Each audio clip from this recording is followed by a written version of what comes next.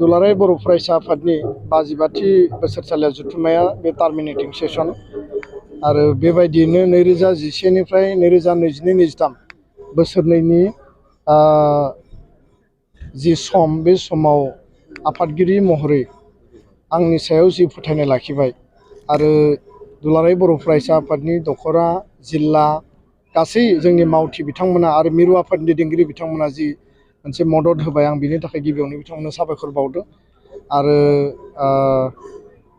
आं मिथिया दा नोंथांमोना जेखौ बुंदों जे आफादगिरि सायख'दों होननानै आं नोंथांमोननिफ्राय मिथिबाय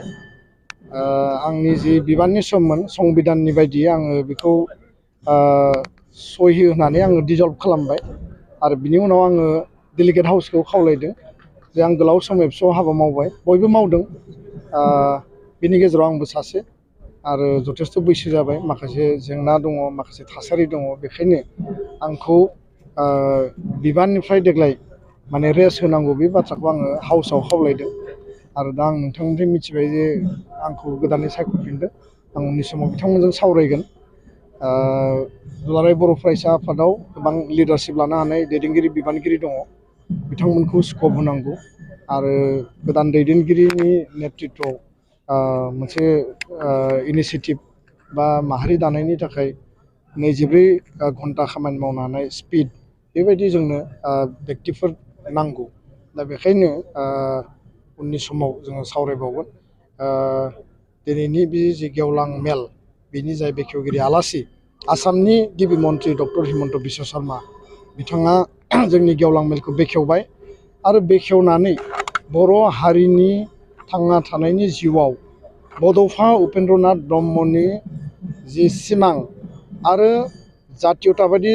चेतना आरो सानथौ सानस्रिनि गेजेरजों बर' हारिनि आत्मनियन्त्रणनि बाथ्रा बर' हारिनि जौगानायनि बाथ्रा बेखौ दुलाराय बर' फरायसा आफादा 55 बोसोरसिम नेतृत्व होबाय बिथां बे बाथ्राखौ लानानै गिबि मन्त्रि बिथाङा दुलाराय बर' फरायसा आफाद आरो बर' हारिखौ धन्यबाद होदों आरो बिनि थाखाय जोंबो बिथांखौ साबायखर बावो आरो गोबां माखासे हाबा मावलांबावनांगोन सोलोंथाइनि बिथिङाव जों जे हाबा मावबाय थादों बिथाङा जोंखौ बाख्नायदों आरो समाज दानायनि बेलायाव लोगोसे जोंनि इयुथखौ गोदान मोनसे परिबेसाव कम्पिटिटिभ मोनसे परिबेसाव जोङो बिथांमोनखौ लांनायनि थाखाय हाबा मावलांनो थाखाय सुबुरुन होदों बिटिआर गोजोन गोरोबथानि जायफोर दफाफोर दङ बेखौ आखरे आखरे मावफुंनायनि थाखाय बिथाङा प्रतिश्रुति होदों आरो सनितपुर बिश्वनाथनि साथिखान गामिखौ सोनानै फानि मोनसे मेजर दफाखौ मावफुंनाय हाबाफारिखौ जागायनायनि बाथ्राखौबो बिथाङा गेबेङैनो फोरमायनानै गालांबाय बड'फा उपेन्द्रनाथ ब्रह्मनि जोनोम सान फरायसा सानखौ सारा आसाम नाङै देग्लाय आसाम सरकारानो खुंफुंगोन आरो बे बिथिङाव बिटिआर काउन्सिल आरो दुलाराय बर' फरायसा आफादनि मददखौ बिथाङा हास्थायदों आरो बिनि सायावबो बिथाङा गोख्रोङै आरो गेबेङै बुंलांबाय दा बिनि थाखाय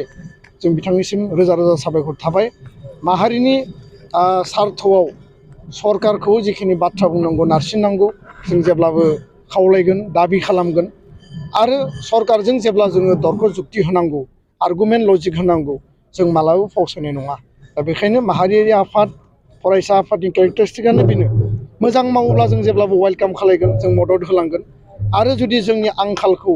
सुफुङाखैब्ला जों बिनि थाखायबो जोंनि गणतान्त्रिक पन्थानि गेजेरजों जोंनि आवाजखौ जों होलांगोन दा बेखायनो बिथाङा जोंनि गेजेराव फैबाय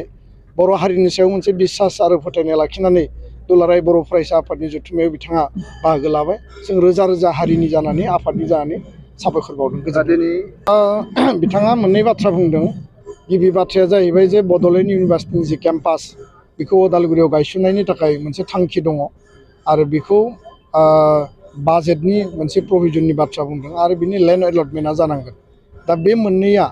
थांनाय बोसोराव बाजेट हमदोंमोन खिन्थु लेन्ड एलटमेन्टआ आबुङै जायाखैमोन दा देग्लाय जोङो लेन्ड एलटमेन्टखौ होयोब्ला फैबाय थानाय समाव